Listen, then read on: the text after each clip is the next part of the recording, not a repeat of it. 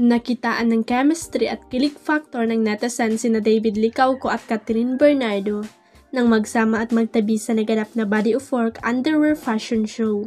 Kaya naman ang next na ganap kinalampag ngayon ng mga supporters ni Kat at David ang GMA at ABS-CBN na sanay sa susunod nilang collaboration ay bigyan ng chance ang Catvid. Sa Instagram, nag-post ang kapusohang ng mga litrato na kuha sa pagrampa niya sa runway ng Body of Work fashion event. Ilan dito ay ang photos nila ni Catherine na magkatabi sa stage. May mga pictures din sa social media kung saan kitang-kita kung paano sulyapan at titigan ni David si Kat at personal ding nasaksihan ng bandera dahil malapit lang ang upuan sa stage ng event. Iba rin naman kasi ang titig ni David kay Catherine kaya hindi maiwasang kiligin ang mga nakapanood sa Body of Work, pati ang smile na kapusohang ay may kakaibang spark. At dito nga maraming nagkomento na bagay din pala sina Catherine at David kaya sabi ng mga netizen, pagsamahin na sa teleserye o pelikulang dalawa, napapakagat labi na lang eh. Hindi ako basher pero sila Kat at David may impact sila. Nakakakilig sana may movie sila dalawa ni Kat, hindi bagay sina David at Barbie. Yung makapag-high ka sa hinahangaan mo, Star Trek si David kay Kat. Ox lang, sulyap nga silang parehong cute. Sana magka-movie or teleserye kayo ni Kat, may chemistry kayo.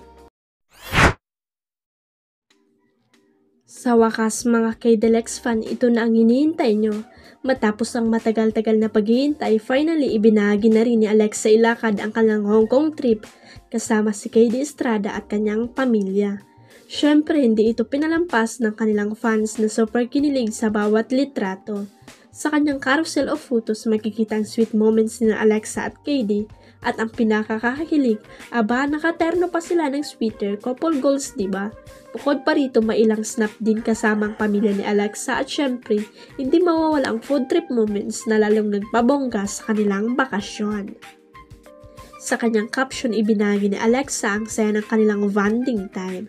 When the trip finally makes it out of the group chat, back in Hong Kong but this time with all my loved ones. Hindi na malapigilan ng fans ang kilig at bumaa agad ng comments sa kanyang post.